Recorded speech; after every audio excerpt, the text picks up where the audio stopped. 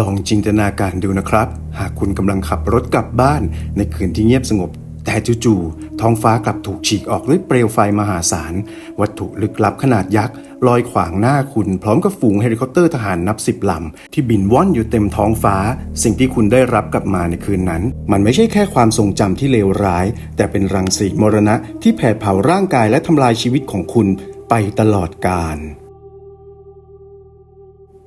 นี่ไม่ใช่พล็อตหนังไซไฟแต่นี่คือเรื่องจริงเกี่ยวกับคดีการเผชิญหน้ากับ UFO ที่มีหลักฐานทางการแพทย์ยืนยันชัดเจนที่สุดคดีหนึ่งในประวัติศาสตร์และเป็นคดีที่คุกคามชีวิตของผู้เสียหายจนกล้าที่จะลุกขึ้นฟ้องร้องเรียกค่าเสียหายจากรัฐบาลสหรัฐถึง$20 ล้านวันนี้เราจะพาคุณย้อนกลับไปนั่งอยู่ในรถคันนั้นและสัมผัสเหตุการณ์แบบเจาะลึกทฤษฎีสมคบคิดที่ถูกปกปิดมานานกว่า4 ทศวรรษในคดีนั้นที่ถูกขนานนามว่าThe Cash Land Lum Incident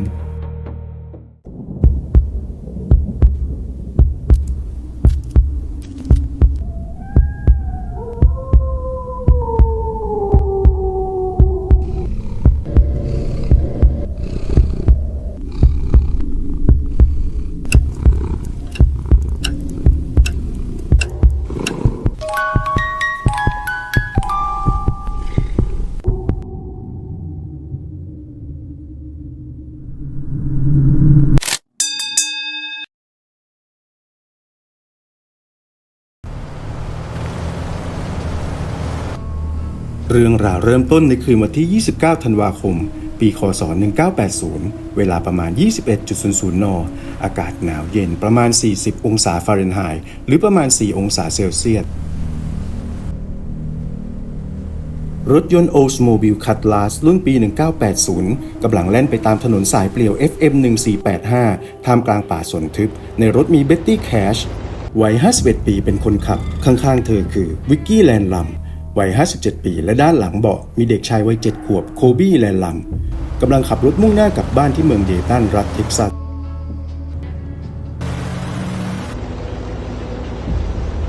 จู่ๆโคบี้ก็สังเกตเห็นแสงสว่างสีแดงเหนือยอดไม้ใกล้ออกไป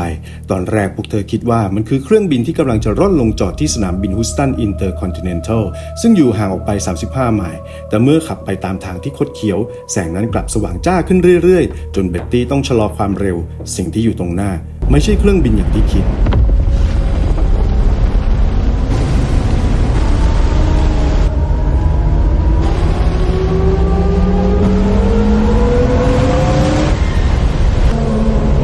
วัตถุประหลาดลอยต่ำลงมาขวางถนนข้างหน้าพวกเขาในระยะกระชั้นชิดระดับยอดไม้เบ็ตตี้เหยียบเบรกกระทันหันจนรถหยุดสนิทกลางถนนวิกกี้ผวาเอามือทั้งสองข้างยันแผงคอนโซลหน้ารถไว้แต่แผงคอนโซลที่ทำจากไวนิลกลับละลายด้วยความร้อนเครื่องยนต์รถและวิทยุที่เปิดไว้ดับสนิทลงทันทีราวกับมีคนสับสวิตช์อุณหภูมิในรถพุ่งขึ้นสูงทันทีเหมือนเตาอบสิ่งที่ลอยอยู่ตรงหน้าคือยานลึกลับสีเงินโลหะทึบขนาดมหึมารูปทรงของมันคล้ายกับเพชรแนวตั้งที่ถูกตัดปลายยอดและฐานให้แบนทู่ตรงกลางมีไฟสีฟ้าเล็กๆเรียงรายสิ่งที่น่าสะพรึงกลัวที่สุดคือเปลวไฟที่พ่นออกมาจากฐานยานเป็นรูปทรงกลวยวิกกี้ผู้เข่งศาสนาพยายามปลอบหลานชายที่กำลังกรีดร้องอย่างเสียสติว่านั่นคือพระเยซูพระองค์กำลังมารับพวกเราแล้วจะไม่มีใครมาทำร้ายพวกเราแต่โคบี้กลัวจัดเขาพยายามจะวิ่งหนีวิกกี้จึงเปิดประตูลงไปคว้าตัวเขาไว้แต่แขนซ้ายของเธอไปทาบถูกหลังคารถจนถูกเหล็กที่ร้อนจัดลวกโคบี้ปีนกลับเข้าไปหลบในเบาะหลังและซุกหน้าซ่อนตัวด้วยความกลัวขณะที่วิกกี้กลับเข้าไปในรถเบ็ตตี้แคชกลับทำในสิ่งที่จะเปลี่ยนชีวิตเธอไปตลอดกาลเธอเดินออกไปจากหลังประตูรถตรงไปที่บริเวณหน้ารถเพื่อมองยานให้ชัดขึ้นเธอยกแขนซ้ายบังแสงจ้าและเมื่อเอื้อมมือขวาไปแตะฝากระโปรงรถเธอต้องชักมือกลับในทันทีเพราะเหล็กที่ร้อนจัดนั้นลวกฝ่ามือเธอยืนรับรังสีและความร้อนตรงนั้นนาน 3-5 นาทีท่ามกลางเสียงกรีดร้องของวิกกี้ที่ขอร้องให้เธอกลับเข้ารถเมื่อเบ็ตตี้ทนไม่ไหวและเดินกลับมาที่จับประตูรถด้านนอกร้อนจัดจนจับไม่ได้เธอต้องใช้มือซ้ายดึงชายเสื้อแจ็คเก็ตหนังมารองเป็นถุงมือเพื่อเปิดประตูกลับเข้าไป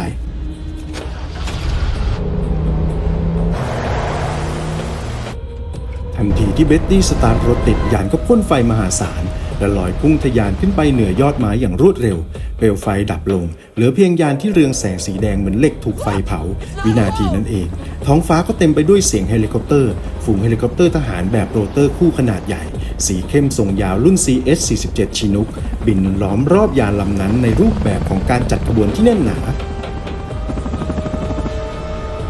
เบ็ตตี้ขับรถหนีลงใต้เมื่อขับรถหนีมาได้ประมาณ2 ไมล์จนถึงบริเวณสะพานเล็กๆเบ็ตตี้เบรกรถและชี้มือไปทางซ้ายบนท้องฟ้าที่ระดับต่ำมีฝูงเฮลิคอปเตอร์กำลังบินเรียงแถวตามกันมาเป็นสายจากทางทิศตะวันออกมุ่งหน้าตรงไปสมทบกับยานลึกลับนั้นตอนนี้ยานอยู่ห่างไปราว1/4 ไมล์และมีรูปร่างเหมือนลูกบอลทรงวงรีสีแดง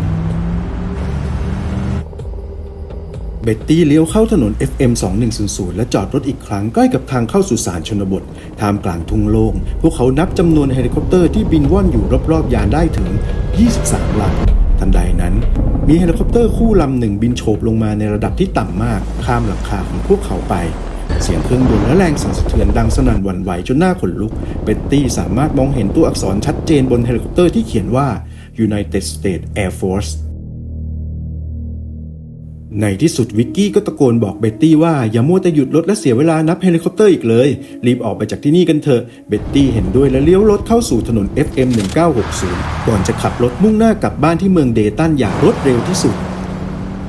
แต่วันนี้ไม่ใช่จุดสิ้นสุดของเรื่องราวแต่เป็นจุดเริ่มต้นแห่งฝันร้ายที่ยาวนานร้ายแรงและเจ็บปวดของพวกเขาเมื่อเบ็ตตี้กลับถึงบ้านเธอได้พบกับวิลมาเบ็ตตี้ได้บอกวิลมาว่าเธอป่วยหนักปวดหัวอย่างรุนแรงแบบที่ไม่เคยเป็นมาก่อนและให้วิลมาดูตุ่มที่เริ่มพองขึ้นตามศีรษะคอและแขนเมื่อวิลมาถามว่าไปโดนอะไรมาเบ็ตตี้จึงเล่าเรื่องเหตุการณ์การเผชิญหน้ากับยานลึกลับบนถนนให้ฟังแต่ปฏิกิริยาตอบกลับคือวิลมาคิดว่าเบ็ตตี้พูดเล่นและหัวเราะใส่เธอ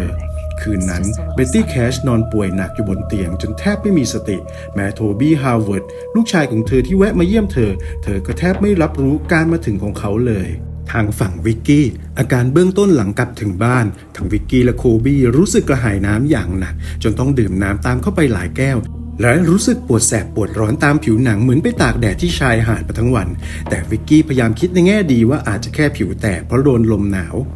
วิกกี้พยายามจะอาบน้ำเพื่อบรรเทาอาการแสบร้อนแต่ปรากฏว่าแม้น้ำจะอุณหภูมิปกติแต่มันกลับทำให้เธอรู้สึกร้อนเหมือนถูกน้ำลวกเธอจึงเปลี่ยนมาใช้ผ้าชุบน้ำหมาดๆเช็ดตัวให้โคบี้แทนแต่โคบี้ก็ร้องว่าแสบผิวอยู่ดีสุดท้ายวิกกี้ยังต้องใช้วิธีฉโลมเบบี้ออยล์ทาทั่วตัวหลานแล้วพาเข้านอนวิกกี้นอนไม่ค่อยหลับเพราะอาการป่วยและมัวแต่คิดถึงเรื่องที่เพิ่งเจอจนกระทั่งเวลาประมาณตี 1เธอก็ได้ยินเสียงร้องของโคบี้เมื่อเข้าไปดูที่ห้องก็พบว่าโคบี้อาเจียนรถที่นอนและมีอาการท้องเสียอย่างรุนแรงและในระหว่างที่เธอกำลังทำความสะอาดที่นอนอยู่นั้นเองวิกกี้ก็เริ่มมีอาการอาเจียนและท้องเสียตามมาเช่นกันเช้าวันรุ่งขึ้นหรือวันที่30 ธันวาคม คศ 1980วิกกี้ไปทำงานที่ร้านอาหารและของชำของเบ็ตตี้แต่เบ็ตตี้ไม่มาทำงานเมื่อให้คนไปตามที่บ้านจึงพบว่าเบ็ตตี้นอนป่วยหนักไม่สามารถช่วยเหลือตัวเองได้เธอจึงตามไปที่บ้านของเบ็ตตี้และพบว่านอกจากอาการป่วยหนักของเบ็ตตี้ใบหน้าและลำคอของเธอยังบวมเป่งมีตุ่มพองเต็มไปหมดช่วงบ่ายวันนั้นเองวิกกี้ตัดสินใจห่อตัวเบ็ตตี้ด้วยผ้าห่มพยุงขึ้นรถและพาเข้ามาดูแลที่บ้านของวิกกี้เองโดยจัดที่นอนเดย์เบดเอาไว้ในห้องนั่งเล่นตั้งแต่วันที่31 ธันวาคม 1980 ถึงมกราคม 1981 ตลอด 4 วันนี้วิกกี้พยายามดูแลเบ็ตตี้ที่เพ้อและอาเจียนตลอดเวลาวิกกี้พยายามหาหมอมาดูอาการที่บ้านแต่เนื่องจากเป็นวันหยุดยาวเทศกาลและเบ็ตตี้มีประวัติเป็นผู้ป่วยโรคหัวใจจึงไม่มีแพทย์ในท้องถิ่นเมืองเดตันหรือลิเบอร์ตี้คนไหนกล้ารับตรวจเลยจวบจนถึงวันที่ 2 มกราคม คศ 1981 อาการของเบ็ตตี้สุดหนักจนวิกกี้กลัวว่าเธอจะเสียชีวิตเบ็ตตี้เพ้อจนแทบให้ข้อมูลไม่ได้เลยแต่วิกกี้ได้ยินชื่อหมอของเธอคือดร.เชนอยด้วยความไม่แน่ใจวิกกี้จึงโทรศัพท์ไปตรวจสอบกับเภสัชกรในท้องถิ่นจนได้เบอร์โทรติดต่อมาวิกกี้จึงรีบโทรหาดร.เชนอยซึ่งหมอได้สั่งให้พาเบ็ตตี้ไปที่ห้องฉุกเฉินในทันทีพวกเขาเดินทางไปที่โรงพยาบาล Parkway General Hospital ในเมืองฮูสตันและเบ็ตตี้ได้รับการแอดมิดเข้าโรงพยาบาลในเวลา 14 นาฬิกาของวันที่ 2 มกราคม 1981 ดรวีบีเชนอยสังเกตเห็นบาดแผลและพยายามถามเบ็ตตี้ว่าโดนไฟลวกมาหรือไม่แต่เบ็ตตี้ปฏิเสธเพราะเธอยังไม่กล้าเล่าเรื่อง UFO อย่างไรก็ตามแพทย์ได้ทำการรักษาเธอแบบผู้ป่วยถูกไฟลวกโดยให้ยาปฏิชีวนะสเตียรอยด์และยาทาแผลผุพองในช่วง12วันแรกของการแอดมิดครั้งนี้แพทย์ทั้งหมดอยู่ในภาวะมืด8ด้านเพราะพวกเขาพยายามหาสาเหตุโดยโรคทั่วไปโดยไม่ทราบว่าอาการเหล่านี้เกิดจากอะไรกันแน่หลังจากที่เบ็ตตี้ได้รับอนุญาตให้กลับบ้านไปเมื่อวันที่19มกราคมอาการของเธอกลับไม่ดีขึ้นเลยเธอมีอาการปวดหัวอย่างรุนแรงผิวหนังบวมอาเจียนท้องเสียและมีตุ่มพองแตกออกจนทนไม่ไหวทำให้ในวันที่25มกราคมวิกกี้และครอบครัวต้องพาเบ็ตตี้กลับมาแอดมิทที่โรงพยาบาล Parkway General Hospital อีกครั้งเพื่อทำการรักษาและตรวจร่างกายเพิ่มเติมในขณะที่ทำเรื่องเข้ารับการรักษาแพทย์ได้ซักถามวิกกี้และเบ็ตตี้อีกครั้งอย่างจริงจังว่าอะไรคือสาเหตุที่ทำให้สภาพร่างกายของเบ็ตตี้ทรุดหนักขนาดนี้ด้วยความกลัวว่าจะไม่มีใครเชื่อและถูกหาว่าเป็นบ้าเบ็ตตี้และวิกกี้ยังคงปิดปากเงียบและตอบหมอไปว่าพวกเราไม่รู้จริงๆว่าโดนอะไรมาแต่ในทันใดนั้นเองโคบี้หลานชายวัย7 ขวบที่อยู่ในเหตุการณ์ด้วยทนเก็บความลับต่อไปไม่ไหวเขาโผล่ขึ้นกลางวงสนทนาต่อหน้าหมอว่าผมรู้ว่ามันคืออะไรมันคือไอ้สิ่งนั้นที่เราเห็นไงล่ะเมื่อแพทย์ได้ยินเด็กพูดเช่นนั้นจึงหันไปคาดคั้นคำอธิบายจากผู้ใหญ่ทั้งสองนาทีนั้นเองเบ็ตตี้จึงตัดสินใจยอมแพ้และเล่าความจริงทั้งหมดเกี่ยวกับการเผชิญหน้ากับ UFO ทรงเพชรที่พ่นไฟได้และฝูงเฮลิคอปเตอร์ที่บินตามมาให้แพทย์ฟังอย่างละเอียดเมื่อทราบเรื่องดรวีบีเชนอยจึงส่งตัวเธอไปตรวจตาและส่งตัวอย่างเส้นผมไปตรวจหาสารพิษโลหะหนักหรือรังสีอินฟราเรดแต่แลบไม่สามารถตรวจตัวอย่างเส้นผมได้เนื่องจากการเก็บรักษาในน้ำยาไม่ถูกต้องหลังจากวันที่25มกราคมพศ1981ที่ความลับเรื่อง UFO ถูกเปิดเผยต่อทีมแพทย์เรื่องราวไม่ได้จบลงแค่นั้นแต่กลับนำไปสู่การสืบสวนการต่อสู้ทางกฎหมายและความทรมานจากอาการป่วยที่ลากยาวไปตลอดชีวิตภายหลังออกจากโรงพยาบาลวันที่16กุมภาพันธ์พศ1981เบ็ตตี้ตัดสินใจโทรศัพท์ไปที่สำนักงานกิจการสาธารณะของนาซาที่ศูนย์อวกาศจอห์นสันเพื่อสอบถามนาซาว่ารู้เรื่องยานลึกลับหรือเป็นเจ้าของฝูงเฮลิคอปเตอร์หรือไม่ทางนาซาปฏิเสธว่าไม่มีส่วนรู้เห็นแต่ได้แนะนำให้เธอไปติดต่อจอห์นชูสเลอร์นักสืบสวน UFO ในพื้นที่สำหรับจอห์น ชูสเลอร์เขานั้นไม่ใช่นักสืบสวนเรื่อง UFO ธรรมดาแต่เป็นวิศวกรการบินและอวกาศและผู้ร่วมก่อตั้ง MUFON หรือ Mutual UFO Network ซึ่งเป็นองค์กรเอกชนระดับโลกที่ศึกษาและสืบสวนปรากฏการณ์ของวัตถุบินซึ่งไม่สามารถระบุอัตลักษณ์ได้วันที่22กุมภาพันธ์ชูสเลอร์ได้เดินทางมาสัมภาษณ์เบ็ตตี้เธอถอดวิกผมออกให้เขาถ่ายภาพรอยหัวล้านและตุ่มน้ำพองที่หนังศีรษะซึ่งทำให้ชูสเลอร์ตกตะลึงและเริ่มเชื่อว่าเรื่องนี้เป็นความจริงนอกจากนี้ชูสเลอร์ยังได้ไปตรวจสอบรถยนต์โอสโมบิลรุ่นคัตลัสพรีม1980ของเบ็ตตี้และนำเครื่องไกเกอร์เคาน์เตอร์ไปวัดแต่ไม่พบกัมมันตรังสีตกค้างที่ตัวรถเลยแต่อย่างไรก็ดีเบ็ตตี้ได้แสดงท่าทางของวิกกี้ที่เอามือทั้งสองยันที่คอนโซลหน้ารถขอบบนที่ควรจะเป็นเส้นตรงปรากฏรอยยุบ2รอยอย่างชัดเจนแม้ว่ารอยยุบจะไม่ได้ละลายเป็นรอยมืออย่างที่จินตนาการไว้หลายคนอาจสงสัยว่าแล้วทำไมเครื่องไกเกอร์เคาน์เตอร์ถึงไม่สามารถตรวจวัดรังสีได้เลยในคดีนี้ผู้เชี่ยวชาญด้านรังสีได้ชี้แจงว่าหากรังสีที่พวกเธอได้รับคือรังสีแตกตัวที่มีพลังงานสูงหรือ High Energy Ionizing Radiationเช่นรังสีแกมมากำลังสูงซึ่งมันมากพอที่จะทำอันตรายต่อร่างกายมนุษย์ได้อย่างไรก็ดีแม้รังสีประเภทนี้จะมีอำนาจทะลุทะลวงสูงมากก็ตามแต่มันจะไม่เหนี่ยวนำให้วัตถุที่มันวิ่งผ่านกลายเป็นสารกัมมันตรังสีไปด้วยโดยเหตุนี้มันจึงไม่ทิ้งสารกัมมันตรังสีตกค้างไว้ที่ตัวโลหะรถหรือพื้นถนนหรือในร่างกายของเบ็ตตี้แต่จะทิ้งร่องรอยความเสียหายที่ทางเบื่อร่างกายหรือวัตถุไว้เช่นรอยไหม้จากความร้อนความเสียหายต่อเนื้อเยื่อและ DNA เป็นต้นปลายเดือนมีนาคมของปีเดียวกันพอลีน แม่ของเบ็ตตี้ทนเห็นสภาพลูกสาวไม่ไหวจึงรับตัวเบ็ตตี้กลับไปดูแลที่บ้านเกิดในเมืองเบอร์มิงแฮมรัฐอลาบามาในอีกประมาณ4เดือนต่อมาหรือในวันที่30เมษายนของปีเดียวกันที่เมืองเดตันรัฐเท็กซัสซึ่งเป็นเมืองที่วิกกี้และโคบี้อาศัยอยู่มีงานแสดงปศุสัตว์ที่จัดโดยกลุ่มยุวชนเกษตรกรแห่งอเมริกาหรือ FFA ซึ่งมีกิจกรรมพิเศษไฮไลท์คือการนำเฮลิคอปเตอร์รุ่น CH-47 Chinook มาจอดจัดแสดงบนพื้นดินเพื่อให้ประชาชนทั่วไปต่อเข้าคิวเข้าชมด้านในได้ในวันนั้นเมื่อเฮลิคอปเตอร์ดังกล่าวมาถึงเมืองเดตันโคบี้เห็นเขาก็เกิดอาการหวาดกลัวและตื่นตระหนกอย่างหนักวิกกี้จึงตัดสินใจพาโคบี้ไปดูเฮลิคอปเตอร์แบบใกล้ๆเพื่อจะช่วยบรรเทาอาการความกลัวของเด็กลง เมื่อไปถึงวิกกี้และมาธาเพื่อนที่ไปด้วยพวกเขาได้เข้าไปด้านในและมีโอกาสพูดคุยกับนักบินวิกกี้บอกว่าเธอเคยเห็นฝูงเฮลิคอปเตอร์แบบนี้ในคืนวันที่ 29 ธันวาคมนักบินได้เผลอตอบกลับมาว่าหน่วยของเขาถูกเรียกตัวไปปฏิบัติภารกิจในคืนนั้นจริงๆและอ้างว่าเขาเคยไปแถวนั้นเพื่อตรวจสอบ UFO ที่มีปัญหาใกล้กับเมืองฮัฟแมนแต่สถานการณ์พลิกผันในทันทีเมื่อวิกกี้บอกนักบินว่าเธอดีใจมากที่ได้เจอพวกเขาเพราะเธอคือคนที่ได้รับบาดแผลไฟไหม้จาก UFO ลำนั้นท่าทีของนักบินก็เปลี่ยนไปเหมือนคนทำตัวไม่ถูกเขาหยุดพูดและไม่ยอมตอบคำถามใดๆต่ออีกและรีบเชิญพวกเธอลงจากเครื่องไปทันทีในช่วงเดือนพฤษภาคมถึงธันวาคมคศ1981เบ็ตตี้ต้องเข้าออกโรงพยาบาลลอยโนแลนในรัฐอลาบามามานับครั้งไม่ถ้วนเธอป่วยด้วยสารพัดโรคซึ่งเป็นโรคคล้ายคนไม่มีภูมิคุ้มกันทั้งหลอดลมอักเสบอาการเจ็บหน้าอกรุนแรงและเยื่อหุ้มหัวใจอักเสบจนน้ำหนักลดหวบเหลือแค่ประมาณ46กิโลกรัมมีครั้งหนึ่งที่ดร.วิทเทเกอร์และแพทย์ผิวหนังที่ปรึกษาได้ตรวจรอยโรคและทำการตัดชิ้นเนื้อไปตรวจผิวหนังซึ่งพบว่าเนื้อเยื่อผิวหนังของเธอพังทลายลงและระบุชัดเจนว่าเป็นผลพวงมาจากการได้รับรังสี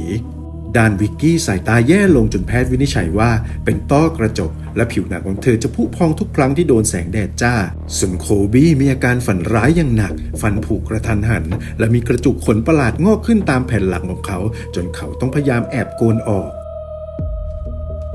วันที่ 17 สิงหาคม คศ 1981 พวกเธอได้เขียนจดหมายขอความช่วยเหลือไปยังวุฒิสมาชิกสหรัฐลอยเบนเซนและจอห์นทาวเวอร์พวกเขาได้รับคำแนะนำให้เดินทางไปที่ฐานทัพอากาศเบิร์กสตรอมเพื่อให้การกับทีมทนายความของกองทัพ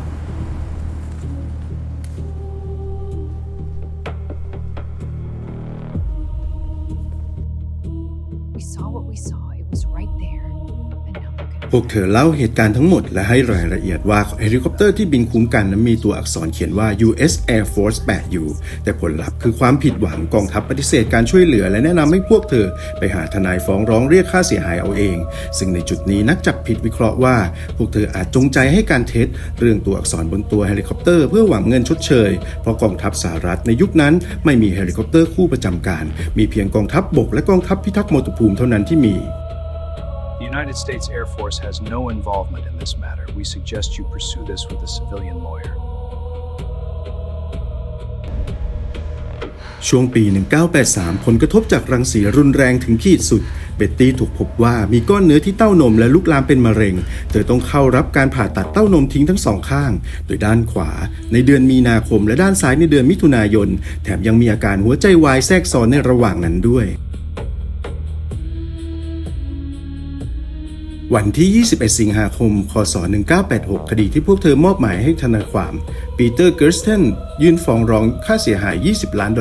จากรัฐบาลสหรัฐดำเนินมาถึงจุดจบผู้พิพากษาศาลแขวงสหรัฐมีคำพิพากษายกฟ้องโดยให้เหตุผลว่าโจทก์ไม่สามารถหาหลักฐานมายืนยันได้ว่าเฮลิคอปเตอร์ในคืนนั้นเป็นของกองทัพและกองทัพก็ให้การเป็นพยานว่าไม่เคยมีอากาศยานรูปทรงเพชรขนาดยักษ์อยู่ในครอบครอง29 ธันวาคม คศ 1998 เบ็ตตี้แคสเสียชีวิตลงด้วยวัย 71 ปี ซึ่งเหตุการณ์นี้เกิดขึ้นตรงกับวันครบรอบ 18 ปีบริบูรณ์ของเธอที่เธอเผชิญหน้ากับ UFO พอดี และในวันที่ 12 กันยายน คศ 2007 วิกกี้แลนลัมเสียชีวิตลงในวัย 83 ปี ก่อนวันเกิดอายุ 84 ปีเพียง 7 วันทั้งคู่จากไปโดยไม่เคยได้รับเงินชดเชยคำอธิบายหรือคำขอโทษใดๆจากรัฐบาลสหรัฐเลยทิ้งไว้เพียงโคบี้แลนลัมที่ยังมีชีวิตอยู่และเติบโตมาพร้อมกับบาดแผลทางใจและคำถามที่ยังไม่มีคำตอบว่าแท้ที่จริงทั้ง3คนโดนอะไรมากันแน่ดร. ไบรอัน แมคเคลแลนด์แพทย์ประจำตัวของเบ็ตตี้ที่ทำการรักษาเธอในเวลาต่อมารวมถึงอาการมะเร็งเขาคือคนที่ให้สัมภาษณ์กับสื่ออย่างชัดเจนว่าอาการของเบ็ตตี้เป็นกรณีศึกษาตามตำราของภาวะเป็นพิษจากรังสีโดยเปรียบเทียบว่าเธอได้รับปริมาณรังสีมหาศาลเทียบเท่ากับการอยู่ห่างจากจุดศูนย์กลางการระเบิดปรมาณูที่ฮิโรชิมาเพียงประมาณ 3-5 ไมล์ผู้ประเมินคนต่อมาดร. ปีเตอร์แรงหัวหน้าแผนกรังสีวิทยาประจำโรงพยาบาลเมทอดิสในเมืองแมดิสันรัฐวิสคอนซินท่านนี้ไม่ได้เป็นแพทย์ผู้รักษาเบ็ตตี้ที่โรงพยาบาลแต่ได้รับการทาบทามจากจอห์นชูสเลอร์ให้มาช่วยพิจารณาเวทระเบียนทั้งหมดของเหยื่อเขาประเมินว่าปริมาณรังสีที่เบ็ตตี้ได้รับคือ 200-300 แรตและยืนยันว่าอาการผมร่วง เล็บหลุดนั้นเกิดจากรังสีอย่างแน่นอนซึ่งโดยปกติคนเราจะได้รับรังสีตามธรรมชาติอยู่ที่แค่เพียงประมาณ 0.24 ถึง 0.62 แรดต่อปีดังนั้นตามการประเมินของดรแรงค์เบ็ตตี้ได้รับรังสีถึง 1,000 ถึง 2,000 เท่าที่คนปกติจะได้รับใน 1 ปีซึ่งปริมาณที่มากมายขนาดนี้ทำให้แบรด สปาร์กนักวิจัยด้านอากาศยานและนักจับผิดโต้แย้งว่าหากพวกเธอได้รับรังสีที่มีการแตกตัวหรือ ionizing radiation เช่นรังสีแกมมาหรือรังสีจากการระเบิดของนิวเคลียร์ในปริมาณมหาศาลจนส่งผลให้มีอาการป่วยกระทันหันผิวหนังผุพองและอาเจียนภายในไม่กี่ชั่วโมงตามที่รายงานปริมาณรังสีระดับนี้จะต้องเป็นโดสมรณะที่ทำให้เธอเสียชีวิตภายในเวลาไม่กี่วันเท่านั้นแต่ในความจริงเบ็ตตี้และวิกกี้มีชีวิตรอดมาได้อีกหลายสิบปีหลังเกิดเหตุการณ์สปาร์กจึงสรุปว่ารังสีที่เธอได้รับไม่ใช่รังสีเชิงไอออนแต่อาจเป็นรังสีอินฟราเรดคลื่นไมโครเวฟพลังงานสูงหรือแม้กระทั่งการปนเปื้อนจากละอองสารเคมีซึ่งสามารถทำให้เกิดรอยไหม้ผุพองที่ผิวหนังชั้นนอกและมีอาการป่วยที่คล้ายคลึงกันได้โดยไม่ทำลายระบบอวัยวะภายในจนถึงแก่ชีวิตแบบรังสีนิวเคลียร์ดังนั้นตามความเห็นของสปาร์กถึงแม้ว่าเขาจะเห็นว่าสิ่งที่พวกเบ็ตตี้ได้เผชิญมาอาจไม่ใช่สิ่งที่แผ่รังสีแบบนิวเคลียร์แต่มันก็ต้องเป็นอะไรที่มีพลังงานสูงไม่ว่าจะเป็นรังสีอินฟราเรดไมโครเวฟหรือสารเคมีแต่ว่าถ้าเช่นนั้นแล้วพวกเบ็ตตี้ไปเจอกับอะไรกันแน่พวกเบ็ตตี้ไม่ใช่พยานเพียงกลุ่มเดียวในคืนนั้นครับยังมีนักสืบลามาวอลเกอร์ซึ่งเป็นเจ้าหน้าที่ตำรวจเมืองเดตันและภรรยายืนยันว่าเห็นเฮลิคอปเตอร์ชีนุกจำนวน 12 ลำบินต่ำพร้อมเปิดไฟสปอตไลท์ส่องพื้นดินในเวลาเดียวกันและมีเจอร์รี่แมคโดนัลด์ที่เห็นยานรูปสามเหลี่ยมเป็นรูปเพชรขนาดใหญ่เท่าบอลลูนกู๊ดเยียร์บินต่ำข้ามหัวและเครื่องยนต์ที่พ่นไฟเหมือนหัวเชื่อมแก๊สหลังจากนั้นเจอร์รี่ก็ล้มป่วยเป็นไข้สูงถึง 103 องศาฟาเรนไฮต์นอกจากนี้ยังมีพยานอื่นๆเช่นครอบครัวสแตนลีย์เบลแม็กกี้รวมถึงวิศวกรโรงพยาบาลที่เห็นยานขนาด2สนามฟุตบอลลอยอยู่เหนือยอดไม้ในคืนเดียวกันประจักษ์พยานเหล่านี้เป็นเครื่องยืนยันได้อย่างหนึ่งว่าในคืนวันที่ 29 ธันวาคม คศ 1980 มีกิจกรรมบางอย่างที่ไม่ปกติเกิดขึ้นบนท้องฟ้าอย่างแน่นอนมีการเล่าต่อๆกันมาในชุมชน Reddit ว่ามันอาจจะเป็นยานลำเลียงพลพลังงานนิวเคลียร์ซึ่งเป็นโครงการลับชื่อว่าWASP-2 อ้างว่าจะนำไปช่วยตัวประกันในอิหร่านในเวลานั้นแต่โครงการนั้นล้มเหลวจึงนำเศษซากของยานเหล่านี้ไปทิ้งที่อ่าวในเม็กซิโกข้อมูลเหล่านี้เป็นข้อมูลที่อ้างว่ามาจากความทรงจำของผู้ใช้ Reddit ที่ได้ดูในรายการ UFO Hunter บ้างหรืออ่านเจอในนิตยสารแนวสมคบคิดบ้างซึ่งไม่มีหลักฐานชัดเจนหรือสามารถเข้าไปสืบค้นแหล่งข้อมูลต้นฉบับได้แต่อย่างใดผู้บรรยายจึงจะไม่ขอลงรายละเอียดมากไปกว่านี้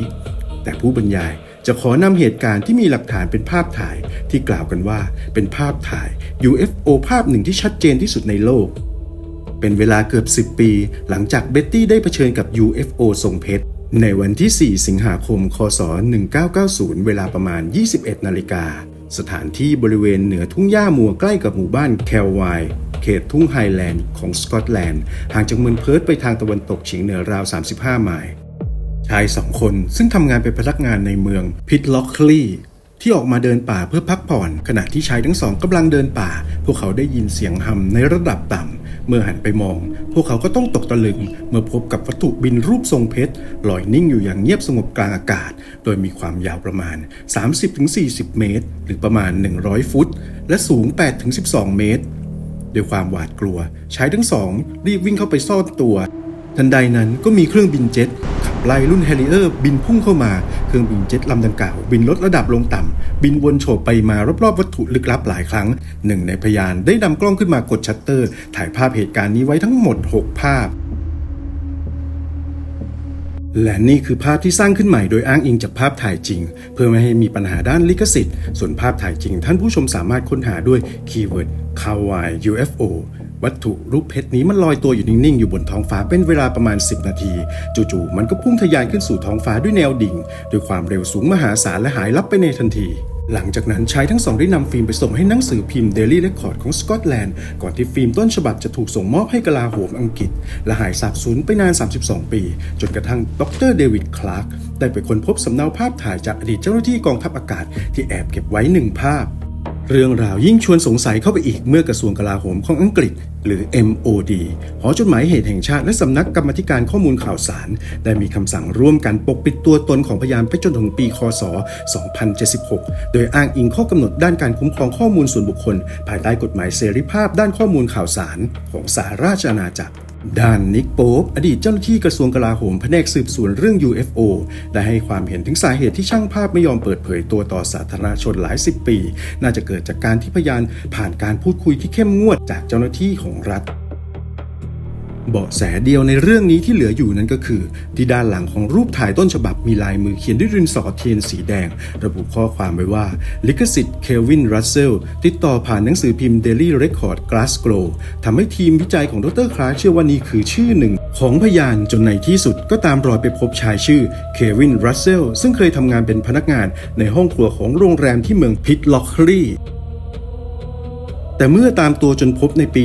2024 ชายคนดังกล่าวกลับปฏิเสธว่าไม่รู้เรื่องใดๆเกี่ยวกับ UFO ทั้งสิ้นภายในกระทรวงกลาโหมมีทฤษฎีหลักที่เชื่อกันว่าวัตถุดังกล่าวอาจไม่ใช่ยานอวกาศจากต่างดาวแต่เป็นเครื่องบินต้นแบบที่มีความลับสุดยอดของสหราชอาณาจักรประเทศพันธมิตรหรือแม้แต่ของประเทศศัตรูในทฤษฎีที่มีน้ำหนักน่าเชื่อถือมันอาจเป็นยานโครงการลับเครื่องบินจารกรรมที่ชื่อออโรราของสหรัฐอเมริกาความลับของโครงการระดับนี้ถูกแบ่งแยกและปกปิดอย่างเข้มงวดจนแม้แต่ผู้เชี่ยวชาญของกระทรวงกลาโหมที่มีใบอนุญาตเข้าถึงข้อมูลความมั่นคงระดับสูงก็ไม่อาจได้รับอนุญาตให้รับรู้ถึงการมีอยู่ของมันและมันเป็นที่น่าสังเกตอย่างยิ่งที่เหตุการณ์แคลไว UFO ที่เกิดขึ้นในวันที่ 4 สิงหาคม คศ 1990 เป็นเวลาเพียง 2 วันหลังจากที่ประเทศอิรักบุกโจมตีคูเวตซึ่งนี่ทำให้เจ้าหน้าที่บางคนในกระทรวงกลาโหมปักใจเชื่อว่าสิ่งที่พยานเห็นก็คือเทคโนโลยีอากาศยานลับสุดยอดของสหรัฐที่กำลังถูกเตรียมพร้อมนำมาใช้จัดการกับเหตุการณ์ในภูมิภาคอ่าวเปอร์เซียแต่หลายคนที่ปักใจเชื่อว่าสิ่งนี้น่าจะไม่ใช่เทคโนโลยีของมนุษย์เนื่องจากขนาดของยานมันมีขนาดที่ใหญ่โตมโหฬารสามารถลอยอยู่นิ่งๆได้กลางอากาศและเคลื่อนไหวในความเร็วที่ไม่น่าจะเป็นไปได้แล้วท่านผู้ชมล่ะครับคิดว่ามันน่าจะเป็นอะไรคอมเมนต์มาบอกกันหน่อยแต่ถ้าหากท่านใดบังเอิญได้ไปเจอกับยานแบบนี้แล้วก็ขอให้อยู่ห่างๆแอบดูอย่างห่วงๆแอบถ่ายรูปแล้วรีบหนีไปให้ไกลเพราะบางครั้งเจ้าสิ่งนี้อาจจะทำให้เราต้องเสียใจไปตลอดชีวิตที่ได้มาเจอกับมันก็เป็นได้และถ้าหากชอบคลิปแบบนี้อย่าลืมกดไลค์กด Subscribe กดแชร์ให้ด้วยนะครับสำหรับวันนี้ Legend Whisker ขอลาไปก่อนสวัสดีครับ